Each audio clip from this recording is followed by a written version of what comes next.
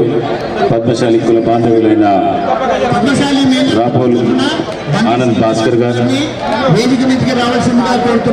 అదేవిధంగా తెలంగాణ పద్మశాలి సంఘం అధ్యక్షులు మురళి గారు, ముషీరాబాద్కి సంబంధించిన నాయకులు సుదేశ్ గారు, ఊర్మిళక్క గారు, తిరుపతి గారు, ఇంకా చాలామంది నాయకులు, మా రోషం బాలు గారు, వేదికపై ఆశీనులైన శివ గారు, రూప గారు, దుష్యంతుల గారు, ఇక్కడికి వచ్చేసిన నా సోదరి సోదరిమణులకు పద్మశాలి కుల బాంధవ్యులకు నా హృదయపూర్వక నమస్కారాలు తెలియజేస్తున్నాను.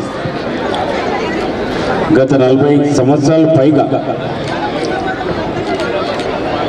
ఈ పద్మశాలి ప్రతి సంవత్సరం జనవరి 26 నాడు ఈ మేళా జరుపుకుంటున్నారు.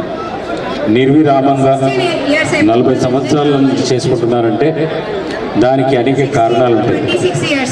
అసలు ఈ సభలు సమావేశాలు ఈ మేళలు ఎందుకు చేసుకుంటారంటే దానికి బలమైన కారణం ఏంటిదంటే మేమందరం ఈ సమాజానికి మీరు చూపెడతారు, మేమందరం ఇంతమంది ఉన్నాం, మా కులం ఇంత ఉంది, మా వర్గం ఇంత ఉంది, మా జాతి ఇంత ఉంది. ఊరికి రారు, ఉట్టిగానే వచ్చి ఈ సమావేశాలు పెట్టుకోరు. దాని వెనుక అనేక కారణాలు ఉంటాయి. ఏదో తినిపోవడానికో లేకపోతే తాగిపోవడానికో కలవడానికో రారు. ఏ జాతి అయినా తన బలాన్ని చూపెట్టుకోవడానికి, మా బలం ఎంత ఉన్నదని చూపెట్టుకోవడానికి ఇలాంటి సమావేశాలు నిర్వహిస్తుంటారు. ఇవాళ ప్రభాకరన్ వచ్చి అడుగుతున్నాడు, ఏంది ఇంతమంది వచ్చింది మరి ఎంతమంది ఉంటారు అన్నారు. ముషీరాబాద్లో 55,000 ఓట్ల పద్మశాలీలు ఉన్నారన్నారు. 55,000 అది పద్మశాలీల బలం. ఒకవేళ ఇదే సమావేశం ఏర్పాటు చేసుకుని ఉంటే ఇవాళ ప్రభాకరన్ తెలుస్తుండేనా పద్మశాలీలు ఎంతమంది ఉన్నారు ఈ ముషీరాబాద్లో?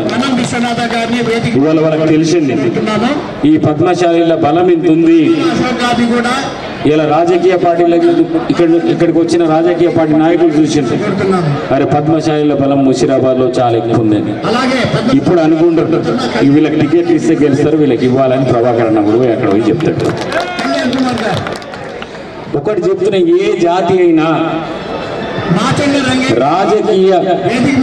రాజ్యాధికారంలో భాగస్వామ్యం లేనప్పుడు వాళ్ళకు మర్యాద కానీ గౌరవం కానీ ఆ సమాజంలో ఉండదు. రాజకీయ అస్తిత్వం అనేది ఏ జాతికైనా చాలా ముఖ్యం. రాజకీయ అస్తిత్వం లేని జాతికి ఆ సమాజంలో మనుగడ సాధించదు, ఎవరిని కేర్ చేయరు. అంటే ఆ జాతికి రాజకీయ అస్తిత్వం లేకపోతే, రాజ్యాధికారంలో భాగస్వామ్యం లేకపోతే ఆ జాతికి ఎలాంటి మర్యాద ఉండదు. కాబట్టి మీరు ఆలోచన చేయండి. మీకు తెలుసు ఈ రాష్ట్రంలో ఏ వర్గాల చేతిలో అధికారం ఉందో ఆ వర్గాలకి సామాజికంగా వాళ్ళ గౌరవం ఉంటుంది. ఇవాళ మన వర్గానికి మన జాతికి సామాజికంగా గౌరవం ఉందా లేదా, ఈ సమాజంలో గౌరవం ఉందా లేదా మీ అందరికీ తెలుసు. మనకి ఏ పని కావాలన్నా మన వాళ్ళ దగ్గరికి పోతున్నాం, ఎందుకంటే మనం రాజకీయ భాగస్వామ్యం, రాజ్యాధికారుల భాగస్వామ్యంలో మన వాళ్ళు లేరు, మన నాయకులు లేరు. మనం ఎవరి దగ్గరకు పోవాల్సిన అవసరం వస్తున్నది. మరి మన నాయకులను మనం తయారు చేసుకోవాలేమా? మన రాజ్యాధికారంలో భాగస్వామ్యం కాలేమా? మన దగ్గర ఆ శక్తి లేదా? మన దగ్గర ఆ పవర్ లేదా?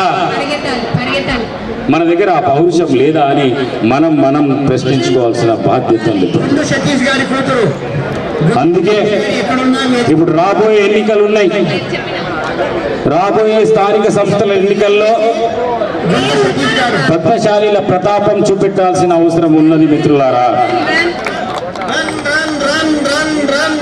మీరెంతున్నారో మీకు అన్ని సీట్లు రావాలా?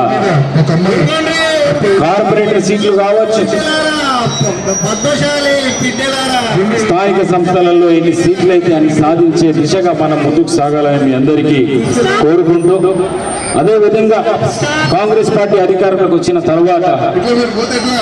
చేనేత కార్మికులకు, చేనేత బంధువులకు చాలా కార్యక్రమాలు చేపట్టినాం. ఉన్న వాళ్ళందరూ అవుట్. ఇవాళ ఐఐఎస్టికి Indian institute of handloom technology కూడా మొదలుపెట్టడం, దానికి మన ఆరాధ్య దైవమైన కుండా లక్ష్మణ్ బాపూజీ గారి పేరు పెట్టినాం. అవుట్ అయిన వాళ్ళు బయటికి వెళ్ళిపోవాలి. ఇది మన గొప్ప, స్టార్ట్. ఇది గౌరవం కాదా? అదేవిధంగా థ్రిఫ్ట్ ఫండ్ డబ్బులు అవేది పాత ప్రభుత్వం ఏదైతే బకాయిలు అట్లనే పెట్టిందో ఆ థ్రిఫ్ట్ ఫండ్ బకాయిలను కూడా మాఫీ చేసినాం. ఇంకా చాలా చేస్తున్నాం. సిరిసిల్ల చేనేత కార్మికులకు రాబోయే కాలంలో చాలా చేయబోతున్నాం. ఇంకొకటి మాత్రం మీరు గుర్తుంచుకోవాలా, ఉరుకురి ఉరుకురి ఉరుకురి ఉరుకురి బీసీలకు తీవ్రమైన అన్యాయం జరుగుతుంది ఈ దేశంలో. కదులుతలేరు. అందులో పద్మశాలీలు కూడా బీసీలే. Fast fast. మన వాళ్ళు అత్యధికంగా చదువుకుంటారు, వ్యాపారాలు చేసుకుంటారో లేకపోతే చదువుకుంటారు, రెండే. రాజకీయాల్లో లేరు. గ్యాప్ ఉండాలి, గ్యాప్ ఉండాలి. చదువుకునే మన వాళ్ళంతా పూర్తిగా కూడా చదువు పైన డిపెండ్ అయ్యి ఇవాళ మన వాళ్ళు సాఫ్ట్వేర్ ఇంజనీర్లు అయిన, పరిగెత్తితే వాళ్ళు ఐఏఎస్ ఆఫీసర్లు అయిన, చాలా పెద్ద పెద్ద పరిగెత్తిన వాళ్ళకి మాత్రమే. పదవుల్లో కూడా ఉన్నారు. స్టాప్. మనకున్నది అదొకటి.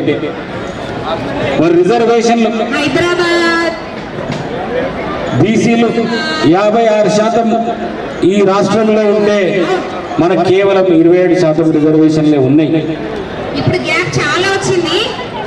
మరి ఈడబ్ల్యూఎస్ రిజర్వేషన్లు కొత్తగా వచ్చిన బీజేపీ ప్రభుత్వం పరిగెత్తమ్మాయి, ఈడబ్ల్యూఎస్ రిజర్వేషన్లు ప్రవేశపెట్టి పరిగెత్తాలి. 10% రిజర్వేషన్లు ఉన్నత వర్గాలకు ఇస్తున్నారు. ఉరకాలి ఉరకాలి ఉరకాలి ఉరకాలి. పేద పిల్లలు చదువుకోవచ్చు. ఉన్నత వర్గాలకు చెందిన పేద పిల్లలకు చదువు చెప్పించాలి. అందులో వద్దు అని అన్నట్లు వాళ్ళకి రిజర్వేషన్లు ఉండాలి. కానీ బీసీలు 56%, 54 నుంచి 56% ఉన్న బీసీలకు 27% రిజర్వేషన్లే ఉన్నాయి. ఒకేసారి గుంపు ఎగిరి వాళ్ళకు మాత్రం 10% ఉంటే 10% రిజర్వేషన్లు వాళ్ళకు ఉన్నాయి. పరిగెత్తకుండా మరి మన పిల్లల భవిష్యత్తు ఏం కావాలా? పూర్తిగా చదువుపై ఆధారపడిన పద్మశాలి కుల బాంధవులకు నేను చెప్పదలుచుకున్నా, మనం ఇప్పుడు మేల్కొనకపోతే వచ్చారా? మన పిల్లలకు అన్యాయం జరుగుతుంది. కోల్కతా అవుట్. మన పిల్లలకు పుట్టబోయే పిల్లలకు కూడా, భావి తరాలకు కూడా అన్యాయం జరుగుతుంది ఒకవేళ మనం మేల్కొనకపోతే. స్టార్ట్. అందుకే మీ అందరికీ విజ్ఞప్తి చేస్తున్నా, ఫాస్ట్ గా. ఈ రిజర్వేషన్లు పెంచాలని, ఈ దేశంలో కులగణన చేపట్టాలని కేంద్ర ప్రభుత్వాన్ని, బీజేపీ ప్రభుత్వాన్ని మనం డిమాండ్ చేయాల్సిన అవసరం ఉన్నది. లేకపోతే గిన అన్యాయం జరిగేది మనకే, తినలేదా? పద్మశాలీలకి. లంచ్ టైం కూడా అయిపోయింది. దయచేసి మీరంతా మరి పోరాటం చేయండి, మమ్మీ వాళ్ళందరూ కులగణన చేపట్టాలని చెప్పి డిమాండ్ చేయండి కేంద్ర ప్రభుత్వాన్ని, fast fast Bharatiya Janata party ప్రభుత్వాన్ని. Run run run run. ఒకవేళ మనం డిమాండ్ చేయలేకపోతే మన పిల్లలకు అన్యాయం చేసిన వాళ్ళం అవుతాం. హైదరాబాద్ ఎందుకంటే ఇవాళ ఈడబ్ల్యూఎస్ మార్కుల కన్నా ఎక్కువ మంది ఒకే దగ్గర ఉండదు. మన బీసీలకు వచ్చిన మార్కుల కన్నా ఈడబ్ల్యూఎస్ మార్కు తక్కువ, ఈడబ్ల్యూఎస్ రిజర్వేషన్ లో తక్కువ వచ్చిన వాళ్ళకు కూడా ఇవాళ వాళ్ళకు అది వేదిక మీదగా రావాలి. ఉద్యోగాలు వస్తున్నాయి. మనకు మాత్రం వాళ్ళకన్నా ఎక్కువ రావాల్సి వస్తేనే మనకు ఉద్యోగాలు వస్తున్నాయి. ఇవన్నీ కూడా మీరు గమనించాల్సని చెప్పి మీ అందరికీ మరొకసారి విజ్ఞప్తి చేస్తుండ్రు. డాక్టర్ చిన్ని ఇక రాజకీయంగా ఎదగాల్సిన అవసరం ఉంది. డాక్టర్ చింతకింది రామన్ గారిని మన నాయకులు ఎదగాలి. రేపు రాబోయే ఎన్నికల్లో మీరు తయారు చేసుకోవాలన్న సుదేశన మీ అందరికీ చెప్తున్నా. మీరందరూ కూడా నాయకులను తయారు చేసుకోండి. కాంగ్రెస్ పార్టీ తప్పకుండా ముషీరాబాద్ నుంచి పద్మశాలకు టికెట్ ఇచ్చే బాధ్యత మేము తీసుకుంటాం. నేను ప్రభాకరంగా తీసుకుంటాం. అని సందర్భంగా మీ అందరికీ హామీ ఇస్తూ సెలవు తీసుకున్నాం.